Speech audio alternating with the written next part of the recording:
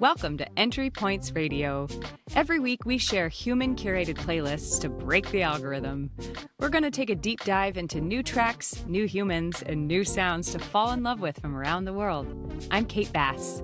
And I'm Richie Stagner. We founded Global Music Collective to discover and create new music across boundaries. We've spent the past decade meeting fascinating people in over 50 countries. These are the real songs and real stories that we share with real people along the way. This is Entry Points Radio. We're back. Took us a few times, but here we are. Oh my gosh. Richie is currently moving from place to place right now as he gets himself settled in Los Angeles. And it's funny because some places he's at have Wi-Fi that's not all that different from the Nigerian Wi-Fi we experienced. And aren't you in Beverly Hills right now, by the way? Which I find extra Beverly funny. Hills, exactly. Like, I don't know. I just figured everything in Beverly Hills would be luxurious, including the internet. Yeah, you got a lovely painting behind you. Thank you. That's okay. It is. The people listening won't know that the internet's bad because it will come through well. That's right. I hope so. Well, Tara and Bella, actually, I feel like their recordings ended up being pretty good somehow. That was amazing. Yeah. This whole software that we're using is interesting. It records people's tracks on their computers and saves it to a cloud so that even if our internet connectivity is bad during the meeting, it comes through kind of perfectly afterwards. So that's cool. That's a Super positive for modern technology. Another win. Another win from modern Before technology. the robots take over. Well, anyway, Richie, how are you doing? How's everything going? It's good. It's good. You mentioned that I'm moving. Moving is stressful, and life changes are stressful, and you know, we are in Los Angeles, which is stressful itself. Like, everything's expensive and hard to get around. But all things considered, I don't know. Like, life is good and life is positive. I feel like the last couple weeks for us have been, you know, outside of our just personal lives, like a little stressful as a podcast, as an organization, trying to navigate, you know, viral posts and how do you decide like what to say on your podcast. And I feel like it's been a very deep and heavy couple of weeks, to be honest. I don't know if you felt that too. Yeah. There's been a lot of editing. Oh, yeah, I felt it. I mean, come on. I think I cried in like the last 2 podcasts we filmed. It has been intense. It's not like, it's just interesting. You know, going viral is weird. It's like you go viral and your phone goes nuts. And then all of a sudden it's like back to normal. And, you know, 10 people see the post and you're back to like, oh, okay. So we're still like working our way up. But yeah, it was an interesting experience. It was. I think also, Richie, to be honest, like we were talking about it last week with Bella and Tara, but it's important to keep the discussions going about everything going on in the world.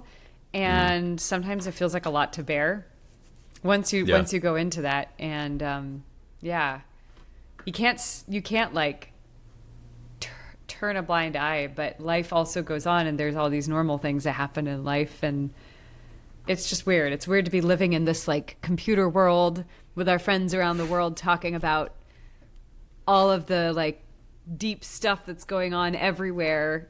And then, I don't know, getting a taco down the street and I don't know, answering emails.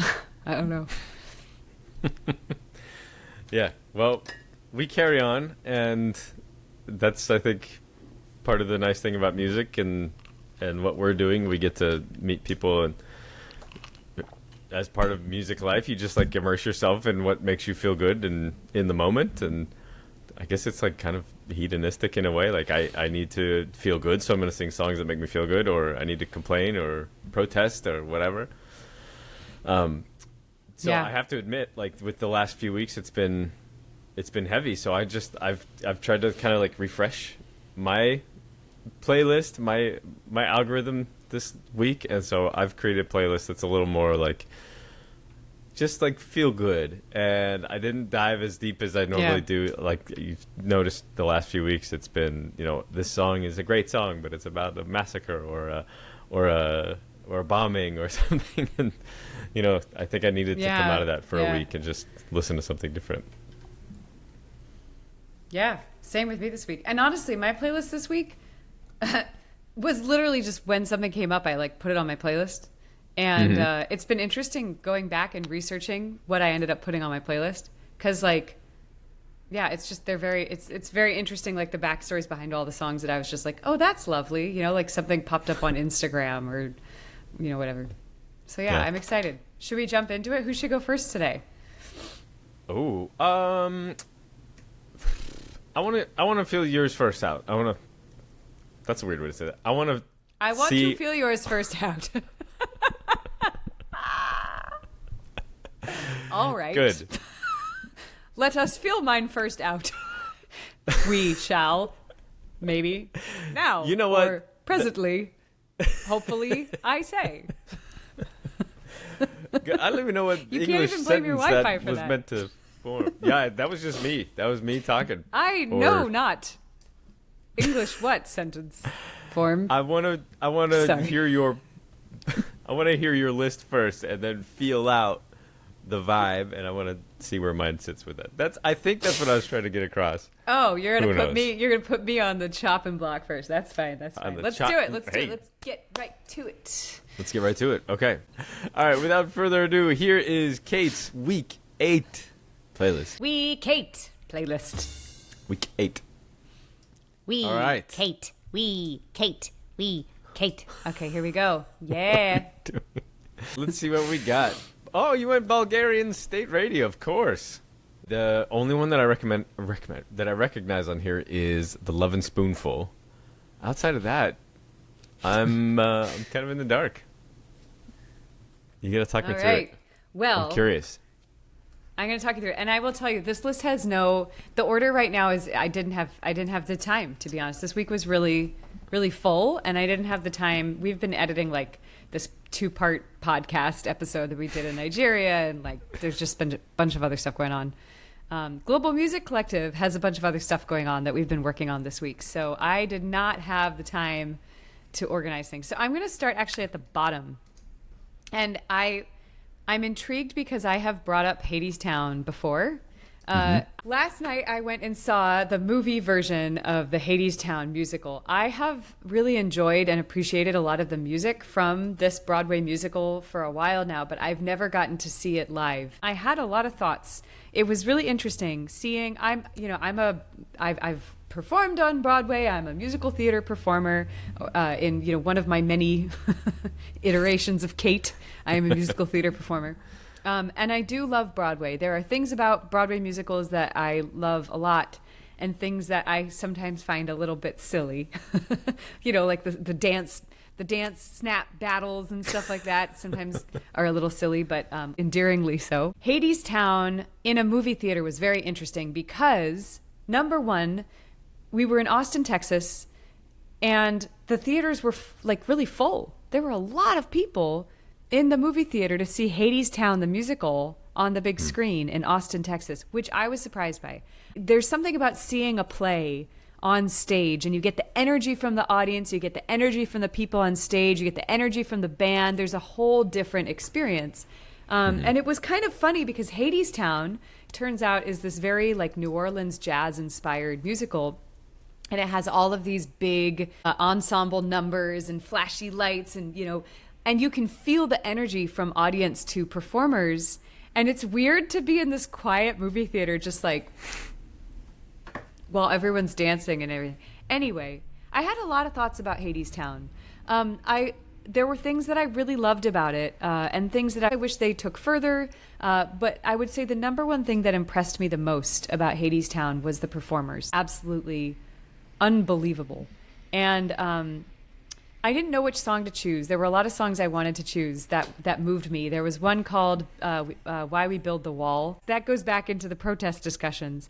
And then there was another song at the very end that I loved, and actually I might switch this to that at the end. I don't know the title of it, but here's the thing. Hadestown is about Orpheus and Eurydice. Everybody knows this myth. I have seen a million operas and ballets and plays and storytelling versions of the Orpheus and Eurydice myth. Okay, so Orpheus is a singer, and he falls in love with a person named Eurydice, and Eurydice dies. And Orpheus goes through this crazy epic journey to get to the underworld to take her back. But so Hades fell in love with Persephone, who is the goddess of spring. And the reason why we have winter and summer and spring in the seasons is because for half of the year, Persephone goes into the underworld to be with Hades, her husband, and becomes the queen of the underworld. And for half of the year, she goes above ground and brings the springtime and the flowers and the sun and the green. So when Orpheus goes into the underworld to save Eurydice, and Orpheus ends up moving Hades to release Eurydice to him. But Hades says, I can't just give the human this, so I'm going to give it on a condition. And the condition will be that you can lead the love of your life out of hell, but you have to walk the whole way with her behind you. And if you turn around to look at her, she goes back to the underworld forever. You don't get her. Huh. And so okay. In the myth, they're walking, they're going fine. They get to the very end, and Orpheus turns around, and Eurydice goes back to the underworld. It's a tragedy. Every single time, you find yourself as an audience member being like, maybe this time, like maybe they'll retell the myth, you know? And like I don't know why, but it's like, why do they keep telling the story over and over and over again? And every time it happens, there's this feeling of like, oh, guy, all you had to do was just stay the course and keep going. That's all you had to do. And yet he still turns around. And there's so many like interpretations of this that like, oh, maybe Eurydice gave him reason to doubt and he turned. Maybe it was something else caused him to turn. But in this musical version, what's fascinating is that there's no explanation. They're at the very end of this epic journey. They're about to see the light and get back to the human world. And he just turns around and he goes, it's you. And then she goes back to the underworld. And it's so tragic because it's so like, why? And anyway, by the time you get to the end and that happens, the guy who plays Hermes comes out on stage and he sings this song that he's kind of like, why do we keep telling the story? It's so sad. It's so tragic. And yet we keep telling it again and again and again and again. There's something about this idea that we have to keep hoping that this time it'll be different. Why do we keep telling the story when we know that inevitably it's going to end this way? And it made me think a while back, Richie, when you and I were talking about that quote from Martin Luther, if the world were to end tomorrow, I would still plant a tree. Mm-hmm. And I don't really have a whole lot of answers or reasoning for it, but it's just on my mind because I saw it last night. So I'm going to put that song on retroactively. The song that I did put on is All I've Ever Known, which is a song sung by Eurydice, and I just liked it when I heard it last night. But really, the song I wanted to put on was the last one, and I just forgot because I was trying to throw something on my list right before. No worries. That's so interesting, too, that I haven't heard that myth before. Like, I've read a few pieces of Greek literature. I took a class in Greek literature when I was at university. Like, I like it, enjoy it. It's just, I don't encounter it over and over and over and over. And so that is the backdrop of this play is interesting, and I would imagine like some of the people seeing this for the first time, it's ruined for me now. Now when I go see it, I know he's gonna turn around. Like, spoiler alert, I've never seen this, so now I'm gonna watch it, I guess, through a different set of eyes because I know what's gonna happen now. But it's funny because like, who on earth would think that I would be spoiling an ancient Greek myth that's right. Like super ubiquitous and like as far as I know, you might be one of the first people I've met who doesn't know the myth of Orpheus and Eurydice. Maybe I should. I've seen enough Orpheus theaters in my life that maybe I just never cared to look, or maybe put the two together. I'm just some lowbrow. I didn't mean it that way. You're not lowbrow, but no, it's interesting. I'm kidding. It's just like you don't really see. Like, I don't know everything, turns out, as much as I'd like to have people believe, and so it is interesting that like this is so obvious and ubiquitous in some circles, and just in whatever circle I'm in, I don't know it. I don't mean to be shitty. I would say it's not some circles. I would bet that 95% of people who go to see Hadestown know this myth, and yet we still go to see it. Like I think that's kind of the thing about that song at the end that was so moving to me was like, why do we keep doing this to ourselves? Why do we keep seeing version after version of Romeo and Juliet when we know what's going to happen every single time? Why do we keep telling these stories over and over again? I'm curious now. I want to go see Hadestown and see what see what all the infinite fuss is about. Well, I mean, infinite fuss. I would recommend it, to be honest. I'm still like, I feel like the musical would be so much better in person, but I really do like that we're able to go to theaters and experience it for, $15 and not have to fly to New York City and see it on Broadway if we don't live in a town where it's coming on tour or something. And I don't know, you keep sharing film soundtrack stuff, and I want to keep sharing some Broadway stuff. Okay. Yeah. So moving along very quickly, Daydream came up on the radio recently. No, a different Love and Spoonful song came up on the radio recently, and I had been living in the depths of the intensity of the past couple weeks that you were just talking about. And my parents, we grew up with a record player in our living room, and we had a Love and Spoonful record that my dad would put on all the time, and we would all just hang out and listen to the Love and Spoonful, and Daydream is my favorite song by them. And there was something about hearing that song, and it's just got such a pleasant, the song Daydream has such a pleasant kind of chill vibe. And there it is, vibe. I have to use it in every podcast. Oh, and by the way, this was in Alaska where I grew up listening to the Love and Spoonful. Here we go. Yeah, I know. Anyway, it was just a nice moment of, I don't know, sometimes life, even when there's intense, terrible stuff going on in the world, sometimes life also just feels lovely. And right now it's summer in Austin, and I don't know, I feel like I've been surrounded with nice people and doing fun things, and life feels a little daydreamy sometimes, I'm learning to really love summer in Texas. It's super hot here, and yet there's this all these bugs are singing all the time. It's like you don't just get bird song, you get bug song, which is like little crickets and cicadas, and there's like a certain, I think anywhere you can kind of learn to love, but Austin is actually remarkably lovable. So anyway, that's Daydream. And on that note, I Remember Carolina is by a musician named Margot Kilker? I don't know. She's an indie country artist, I guess. I don't know how I know this song. I don't know if it popped up on the radio or if I just put it on my playlist a while back, but it came on my playlist the other day. And at the end, she says something about Texas, how we're down in Texas eating tacos in Texas or something like that. And it made me think of my friend Richie. He loves the tacos out here. So that was just another it's summer in Austin, Texas. And I don't know. I just moved back recently from living in Mumbai, and it's taken me a while to readjust to not only being in the States, but being in Austin, Texas, which is like it's a different culture than what I'm used to being from Alaska, and having spent 15 years in New York City and living in Los Angeles, it's a different vibe down here. But once you get into the vibe, it's really nice. It's really nice. And on that note, there's another Texas song here by Blaze Foley, although it's originally written by John Prine, the famous country singer-songwriter. Clay Pigeons, there are a couple lines in it that I just really love. It's just like a kind of slow singer-songwriter-y tune. A friend of mine here in Austin had actually given me a vinyl record of Blaze Foley. He sings about how life is just kind of constantly changing. Like, maybe I'll just change my name, move down to Texas, go somewhere I've never been, feed the pigeons, and just kind of start over again. And he says, I'm tired of running around searching for answers to questions that I already know.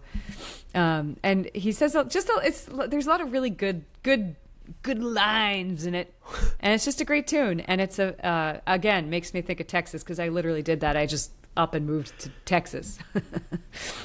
So that's that. And then the last of the English tunes from the morning. I learned about Nick Drake, this album called Pink Moon. Nick Drake is a folk singer, and I learned about him when I was in high school. I had a job working at the Barnes & Noble music department, and I worked in the CD section.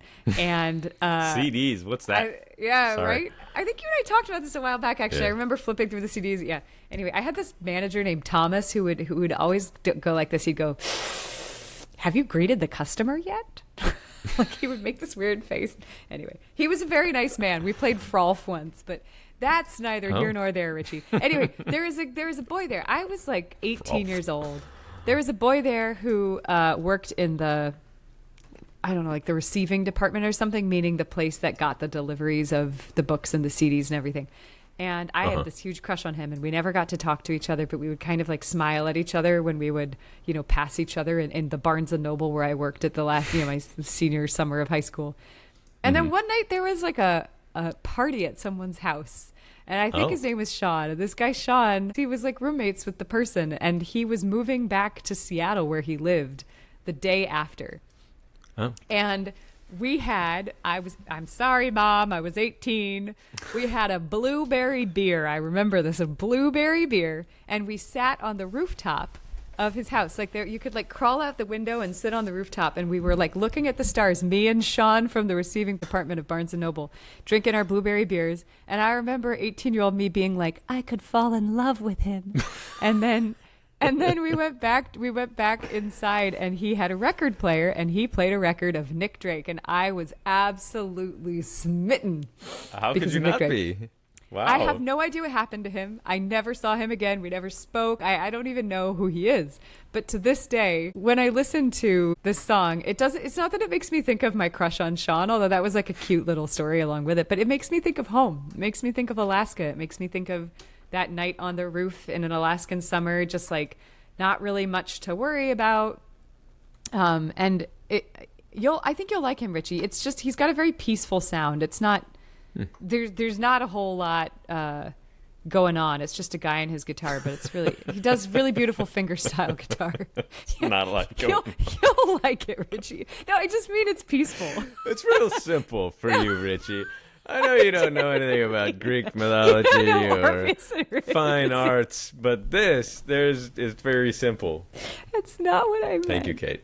That's not what I meant. Okay, I'm trying to go fast because we don't have a ton of time. So I'll just say really quickly, the Kaval Sviri, the flute plays, this is one of those Bulgarian vocal ensembles. And it's just, I found it, there's something about Bulgarian choral music that just feels like our ancestors calling in a way, you know. I mean, there's just this very primal ancestral sound to it, and I don't think I mean, I guess I have Lithuanian ancestry, but you know, we're all, as we talked about last week, like we're all from so many places, but there's something in that song that I felt this like, oh, the ancestors are calling. It's just really cool. Nice. So that's that. And then, okay, so Nassini Eldonia is Ragheb Alama. I don't know if that's how you say it. He's Lebanese. I have all of these Lebanese friends who are singer-songwriters, as we spoke about a couple weeks back with my friend Vincent and the songwriting group that I had out there.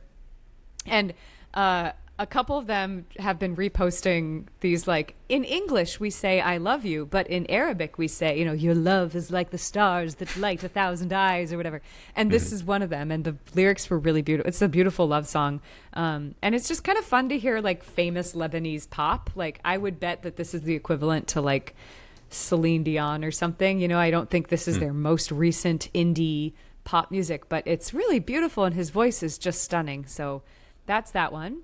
And then another Lebanese singer on here is Jahida Webe. I don't know. Nomad's Land is the other Lebanese song on this. I didn't intentionally put Lebanese musicians on, but my dear friend Melissa, who we should have on here, she's a beautiful singer from Lebanon who is also in my songwriting group, who now lives in Kuwait and teaches voice, and she's just an incredible singer, incredible human being. I just adore her. She had reposted this on Instagram, and I checked it out. And I was like, oh my God, she's really good. Or at least she reposted a song by this woman, and I found that one, and I loved it. So that's that. I'm moving fast. I'm almost done. Do you have any questions? I'm just talking. No, funny you mentioned Instagram. I feel like that's how a lot of people like discover music now, is by TikTok Reels or Facebook Reels or Instagram Reels or whatever they are, stories. And when you're going to select for your own, you have to start typing things in. And usually, this is how I do it. If I have a reel that's about like I'm having coffee somewhere, I'll type in like coffee just to see if there's a song about coffee. I don't know. It's and it's so rudimentary, but you scroll down through a few of them, and then immediately it's like, all right, also Ed Sheeran or Snoop Dogg or Phoebe Bridgers. We always pick on Phoebe Bridgers. Phoebe Bridgers. Poor Phoebes. But it's like I know that they're trying to like get me to put some of the stuff that's more famous in there. Yeah. But it has nothing to do with coffee, or maybe the vibe Right. is like coffee adjacent. I'm like, stop, Right. just like give Coffee me all adjacent. coffee songs. That makes me miss like the old Google days where it's just like you Google something and it just gives you the most rudimentary, boring, Yeah. but thorough list of things that are coffee related. Right. Not SEO optimized. Exactly. Everything's optimized now. That's one thing. I have to say, the one thing right now that I've been enjoying with Instagram, talk about algorithms, is that when people repost something, that's not the algorithm. That's like a friend who is sharing something that they like. And so it's a little bit different. Like since Melissa reposted this singer, she had heard that singer and reposted it to her friend group. And so I got to see it. And it was as close, I think, as it comes to what we're doing with entry points. Just a little bit less, intentional. But I agree. It gets a little bit tiring to just like type in coffee and you get Black Coffee by Sylvan Esso, which is like a great song. But yeah. Anyway. Java Jive. Don't even get me started on the Java Jive. I like the Java Jive. Don't get you started on it either. Do you know, for those, go ahead, please. Well, it's this like, it's been covered so many times in a cappella, and I find it so cheesy and corny, and it's like, I don't know, I think Manhattan Transfer did it years ago. That's how I know it. Fabulous. Like, they're just this incredible group and they've had so many albums and... Sounds like it's going on the playlist, Richie. No, it's not. I'm not... I will put some Manhattan Transfer on there. Just no Java Jive, please. A Nightingale Sang in Berkeley Square is one of my favorite. Fine. That can go on there. That's allowed. A cup. Don't. You know what I love is that half of the people listening to this podcast probably don't know this song at all. What's this? Don't listen to it. Don't Google Java Jive. I think it's... Google Java Jive. You will laugh. You will laugh. Look, there's no accounting for taste, and my taste for this song is bittered, and I don't want it. But you might love it. It might be your jam. Might be your jive. Java Jive. That's right.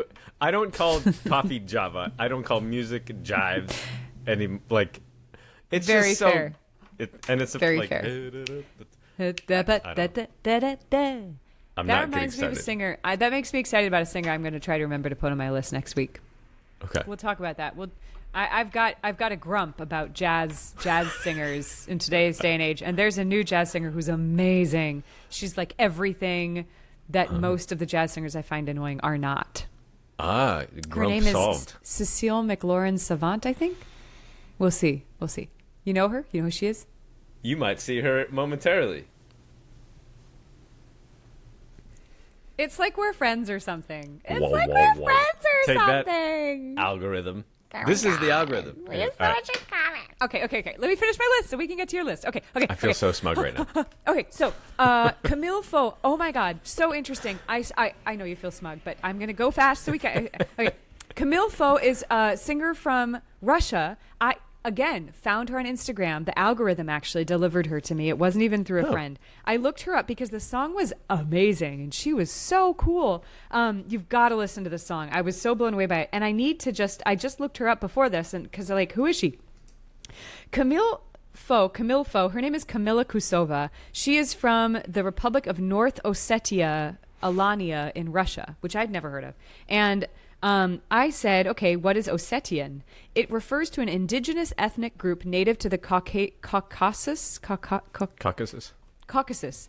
An indigenous ethnic group native to the Caucasus Mountains region known as Ossetia, and they speak a unique language. They are descendants of the Alans, a group of nomadic warriors from the ancient Scythian Sarmatian origin, which I learned about this when I was out in Turkmenistan, which is just kind of interesting and random. Their homeland is split from Russia down through what is now a disputed territory considered internationally to be part of Georgia. What's the territory? What's that one called? That is called South Ossetia. South Ossetia. Okay, all right. There's a couple interesting things. The majority of them follow the Eastern Orthodox Christianity, but there is a large minority that practice Sunni Islam and an ancient ancestral pagan folk religion called Uatsdin, which is Asianism. I don't know.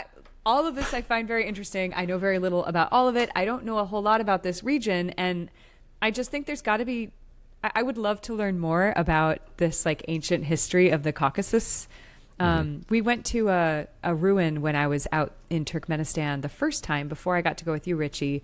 That was of this ancient temple. I can't remember the name, so I won't talk too much about it. But it's really interesting to learn about these ancient ancestral pagan religions that came long before any of the monotheistic ones, and it's just kind of cool. It's cool to think about. Anyway, the linguistic roots of the Ossetian language that I believe she's from, I don't know if she's singing in it, is an Eastern Iranian language that is completely distinct from surrounding Caucasian languages like Georgian or Chechen, and is not mutually intelligible with modern Persian. I find that fascinating. There are still so many indigenous groups all over the world that we know nothing about, and they speak languages that we know nothing about. And for some of us, they might even be our ancestral languages that we don't even know. I just think that's fascinating. She's a badass. Listen to the song. It's very cool. I think she's singing it in Russian. I'm not positive. I don't know enough. Okay. The last two songs. There's a song called Taz. Taz is my favorite word in Arabic. I'm going to say a bad word right now, but my students, when I was teaching in Lebanon and Egypt and anywhere else I went that spoke Arabic, I don't remember. Taz means fuck it, basically. Okay. I mean, it's not as bad a word as the F word, but it's kind of like when you're like, fuck it, I'm just going to go do this. And that's a phrase that I use all the time. Like, students have made me like artistic representations of Taz. I have been gifted so many Taz things. And it's funny. This guy, Vesam Kutob, I don't know how you say his name. He's a content creator. He's super famous. Again, had no idea. Like millions and millions and millions of people. He is Palestinian. He now lives in Dubai. And he wrote a song about Taz, and I loved it. So it's on my list. So that's that one. And then finally, the last song is by Javier Jara, who is a musician in Austin, Texas, who's from Ecuador. And I met him at a musicians meetup that Gina Chavez, who is a global music collaborator and friend of ours, that she had organized a while back, where people were just kind of, it was during, I don't remember, there was something difficult going on. I think maybe it was the ICE protests, and everyone was just sitting around in a room with guitars and just kind of jamming together. And it was actually a really powerful, lovely thing. And Javier was sitting next to me, and he was just such a, I'm like playing this crappy, like, what's a C major chord? What's a D? And he's just sitting there playing this just like stunning classical finger style. It was so beautiful. And I just remember being affected by thinking he was a really beautiful musician. So after we connected, I looked up his music. I haven't spoken with him since. He'll probably be surprised when he sees that this is, if he ever finds out that this is on the podcast. But he's a beautiful musician, absolutely beautiful musician, singer, songwriter. He performs all over Austin. He works a lot in different community organizing and activism groups. I really respect him, and I hope to get to see him live soon. But anyway, Jasongo Towers, I looked up. It's a song that is about the immigrant experience, and it's beautiful, and it's sung in Spanish, and it's very evocative. It's a beautiful song, and it's a beautiful way to remember that there's so many cultures in America. There's so many languages and styles and stories that we are all living with just around the corner down the street. So yeah, I found out he's from the highlands of Ecuador, which is such a beautiful area. And now he lives in Austin. He's lived here since 2003. So anyway, that's my playlist. It's kind of a nice list this week, I think. Kind of a nice list. That's how I feel. You really did a nice job. I think I did. I think you'll enjoy a lot of them, Richie. I think they're fun. I usually do. So yeah. Because you're very simple. I'm not adding your Hades dance like this, just out of spite. I'll put on Java Jive afterwards. If you do, we're ending the podcast. Just cut. All right, old Rich, let's get to your list, because Richie is going to Disney Studios today, everyone. So we're gonna have a short podcast today. We've got a quick out. That's right. I have a friend of mine who I met years ago on the Sing Off, he was another beatboxer, and he was with a group called Afro Blue. So it's a collegiate group that was part of Howard University, and the group that went on the show, they have all graduated, obviously, since it was like 15 years ago that we actually did the show. But they were fabulous. Just some of the best singers and performers and writers I've ever been around. And it was kind of like a consensus on the show, like, oh, these guys are the best. Like, they should win. They didn't win. And we all suspected it was because they were a jazz group. And, you know, all of the like reverse engineering about why do reality TV shows pick who they do. Anyway, same story. Great group. And Brian was the beatboxer on there. So I'm going to go meet with him and have some lunch and awesome. Say hello to an old I think friend. you played them for me when we were in Mumbai, actually, and we were talking about what good a cappella you like. Afro Blue sounds familiar. Yeah, Maybe I'm wrong. There are some recordings of them from the Sing Off that I might have played for you, but Let's see your list. all right, let's see my list. Here is my list. There's got to be another DJ button than the air horn. It's really effective, but like a cat sound or something. Meow. Meow. All right, here is my list. Ooh. Oh, you have Cecile. That's so crazy that we were just talking about this. You were like, I don't know why. I like knew you were going to say her name. You're like, there's this jazz singer, and she's fabulous. And I was like, she's going to say. There's so many jazz singers who are like, if they asked me, scabba-da-babba-da, I could write a book. You know what I mean? I can't stand it. I absolutely cannot stand it. Where is the soul? Where is the heart? Like, how could you call her? Anyway, sorry, jazz singers out there. Sorry, but I don't like a lot of you. I really like her. She sings so honestly. She is so incredible. Oh, she's just amazing. Okay, I'll shut up. I'm excited to hear your... I try to do research on these songs that I'm like, oh, I like this song. I believe her mother was Haitian and her father was French, and so a lot of her songs are in French, and just has this like tone and honesty and authenticity to the way she sings, and like a really beautiful voice and emotion and intention. I was struggling which song to put on here because I think a lot of her music would sort of qualify for any list. Yeah. But last night was the Buck Moon is a big full moon. It was so pretty. I didn't even see it, but it was like my Instagram feed was full of like, tonight's moon is a big moon, and I'm like, all right, I don't know. I must have like Googled my. I like how your algorithm is giving you like astrology. On your horoscope. What does it mean to be a Scorpio? Anytime I tell somebody I'm a Scorpio, they're like, of course you are. And then I'm like, really? I don't know. I don't want to believe it. And I know that sounds lame. Yeah. There's a full moon. We have 2 cats in the house right now, and one of them knocked over the plant last night, so maybe that was a full moon. I don't know. Isn't that where the word lunatic comes from as well? Like when people go crazy when the full moon. Luna. Anyway, so beautiful song, Moon Song. Check it out. It's on there. It's number 4 on the list. I tried to create a list of songs that just made me feel good. I was hesitant to do this list because anytime somebody's like, oh, it's the feel good one, I skip it like immediately. Oh, interesting. I feel like feel good is synonymous with vapid or like meaningless. It's just kind not of for like a Scorpio, Richie. Not for a Scorpio. Exactly. That's my thought. Exactly. Like BBC has this thing where like on I think Saturdays or Sunday they do like the feel good podcast, and I'm like, I don't want that. I don't want to feel good. It's so weird. It just seems not real. It seems like you're really like you're just ignoring stuff to go feel good, and I don't know if I like that. So I tried to create a list that like not just is like it makes me feel good, but like is worth your time. It's like up there with all the other songs that are super heavy that I always share. But anyway, that was my purpose of this. I'm gonna go up from Moon Song and Raconte-moi une histoire.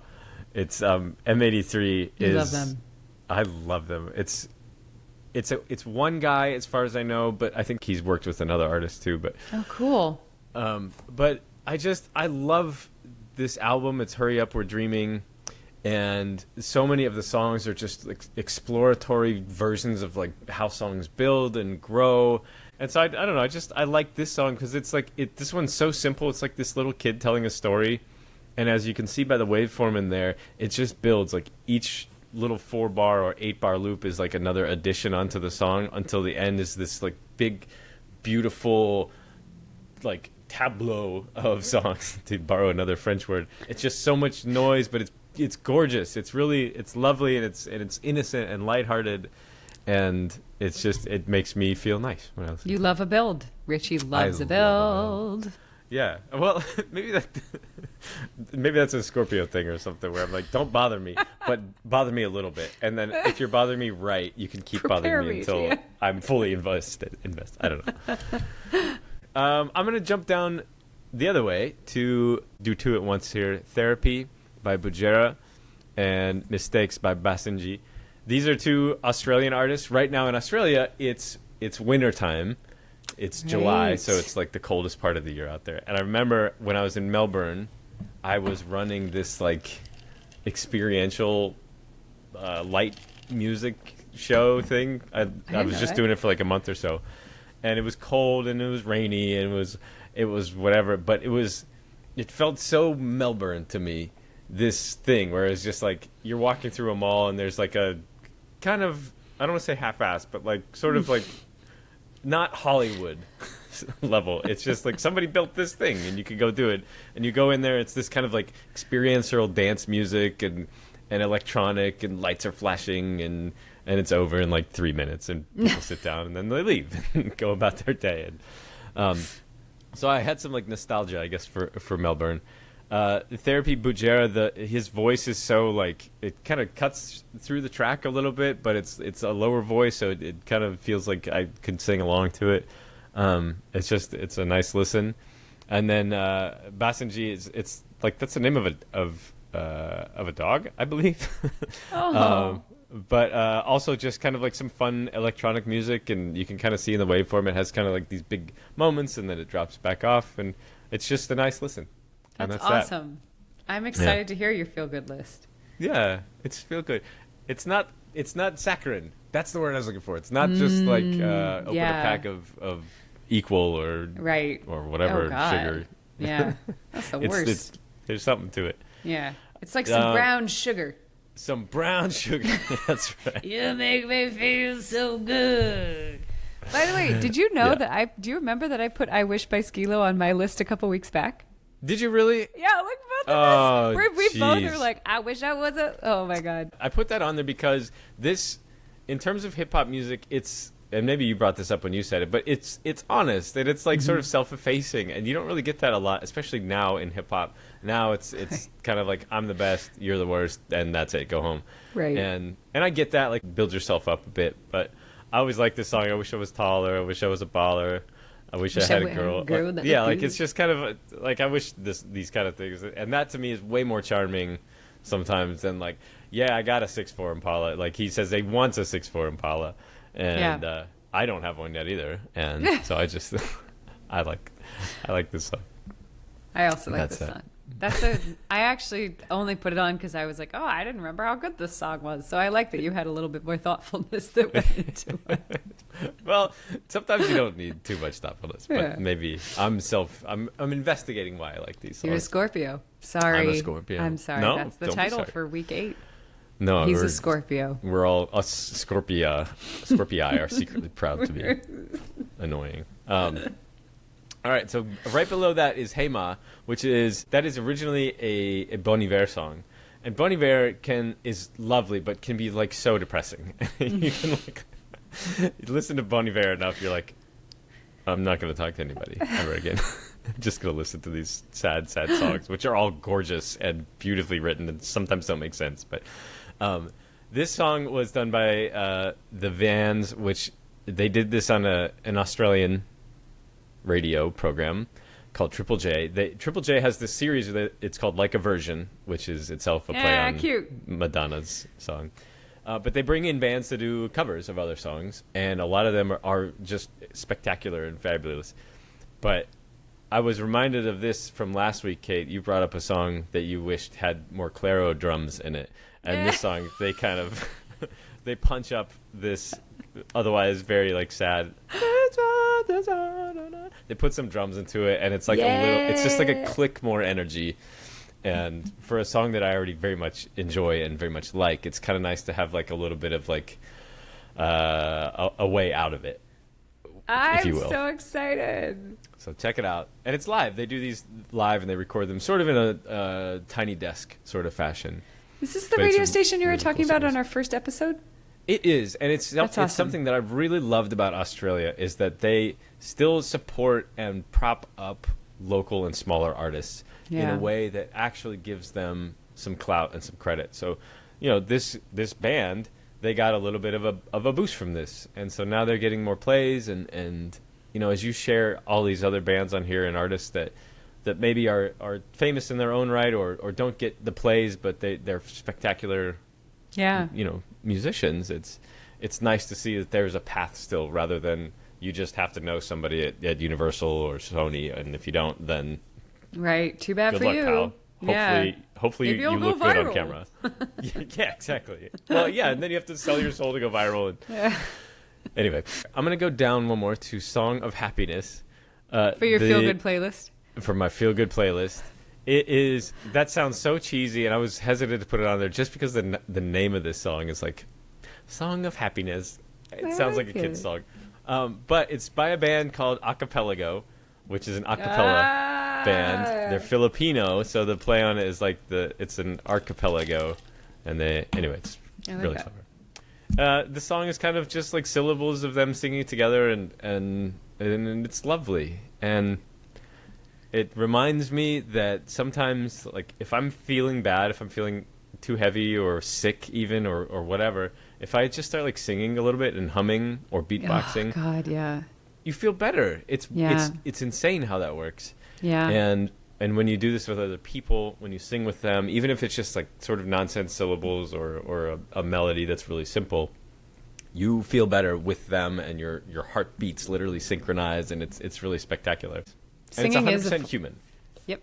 I like that album title. I'm really becoming more and more anti-AI. Yeah. Which, I don't know, by saying this, AI reviews our podcast and said you should cut this and you should Right. Although we don't really listen to it.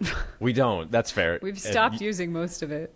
Yeah, usually it's like, take this out because you're rambling. I'm like, well, that's how I talk. That's the point. That's like actually the point of the podcast. Exactly.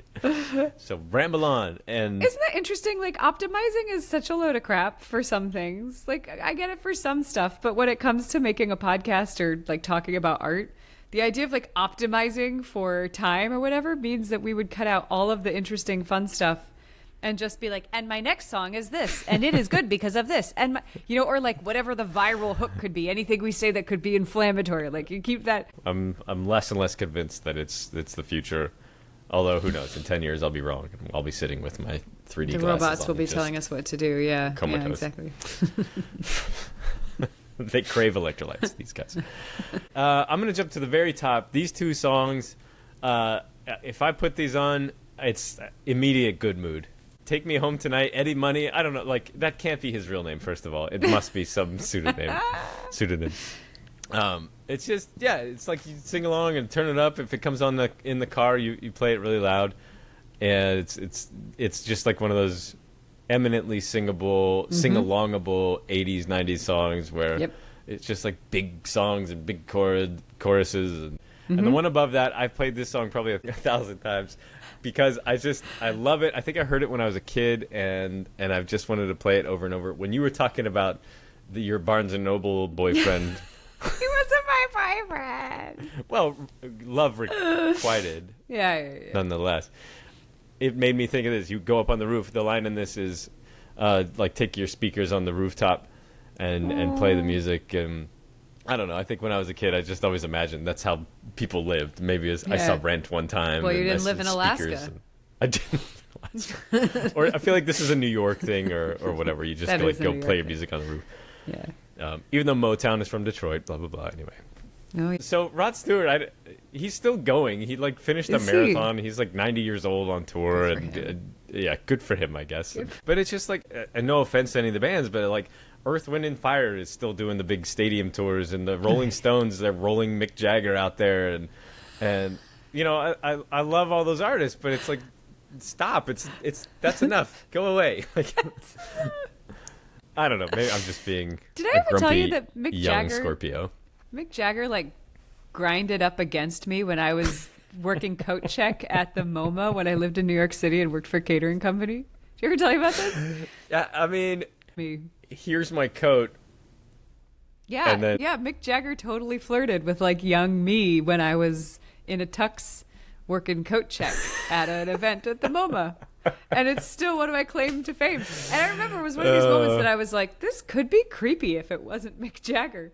No, it's so but creepy. you know, celebrities. Sorry, we won't put that on. He who must Anywho. not be named. Back to you. Back to me. Enough Anyway, about me and my rock stars who love me. we love you. Congratulations on What your a Mick Jagger. fabulous life I live. Okay. Nothing like being dressed up in a cheap work tuxedo I at know, coat check. right? Like, of all You get the uniform, it like smells like the kitchen, and you have to wear really it every worked day for a Mick week. Jagger. Yeah, well, I guess so. But no, I love this song. It's just, and they take a moment where the Temptations are like, and it's fun, and then they like, it's a big chorus, and I really love this song, so putting it in there. I love it. I skipped over Ballade de Vixen, which is a strange departure for DJ Harrison. He normally does these like kind of hip hop beats that are really kind of chill jazz infused, and when this song came on in his like list of songs that I was hearing, I was like, this is different. Is this the same guy? It doesn't feel like the same guy, but it's just this gorgeous like 2-minute piano departure. I don't know. It's so hard to describe, and it feels magical. It feels like you've like come out of the clouds for a minute, and anytime I hear awesome. it, I'm transported. So That's awesome. Shout out Ballade de Vixen by DJ Harrison. You kept saying Balade de Vixen. Ballade de Vixen. Like, why can't we just... Nothing's more fun than Why doing an can't we be overly normal? French accent. I don't know. Nothing Who is knows? more fun.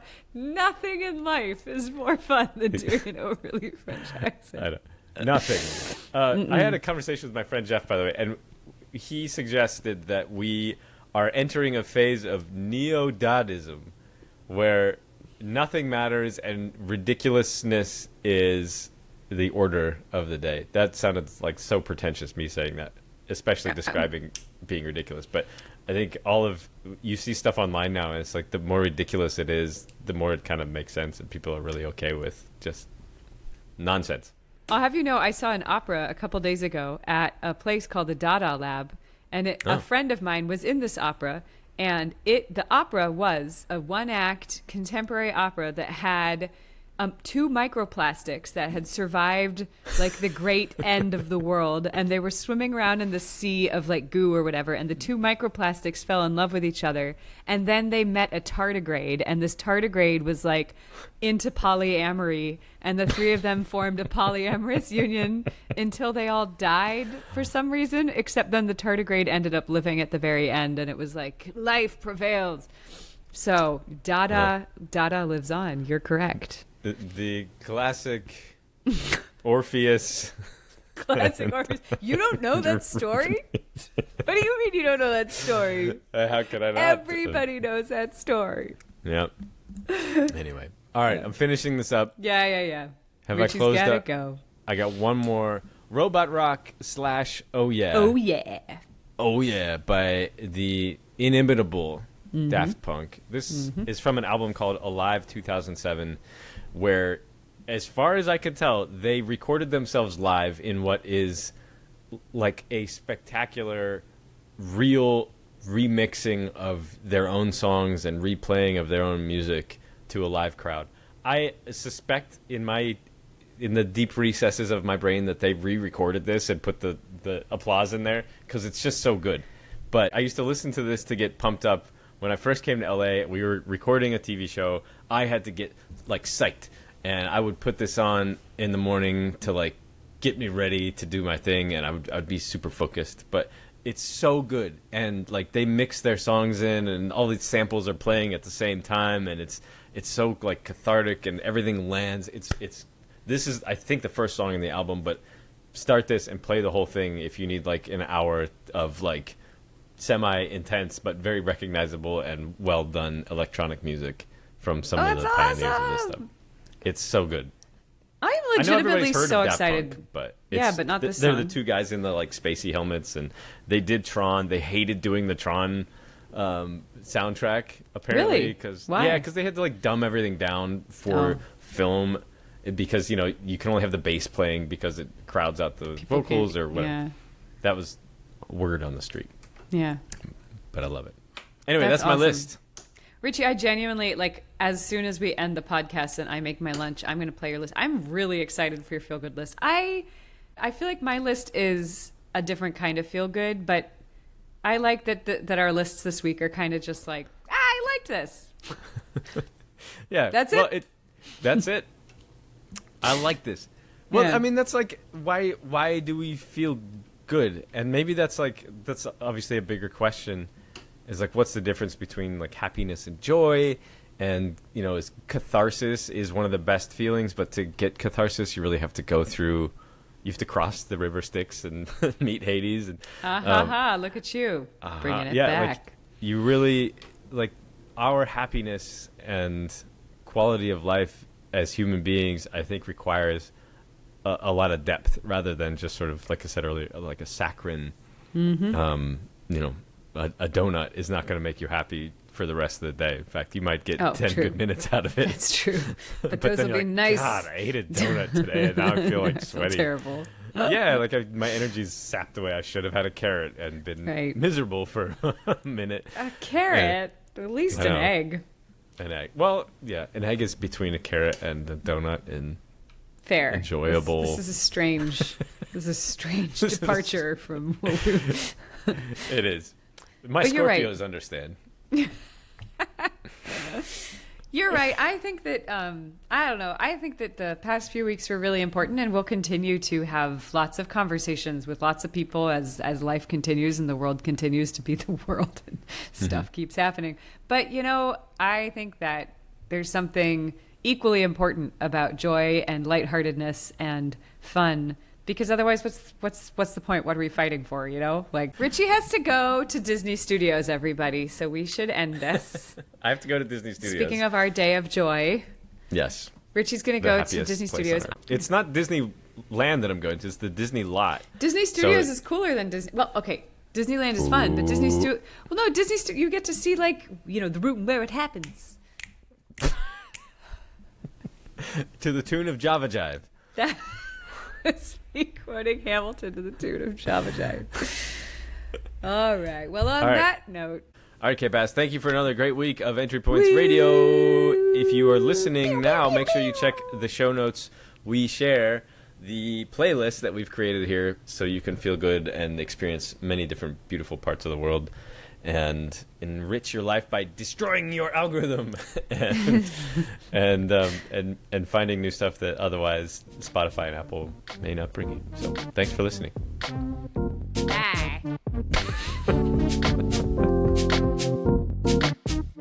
Thanks for listening to Entry Points Radio.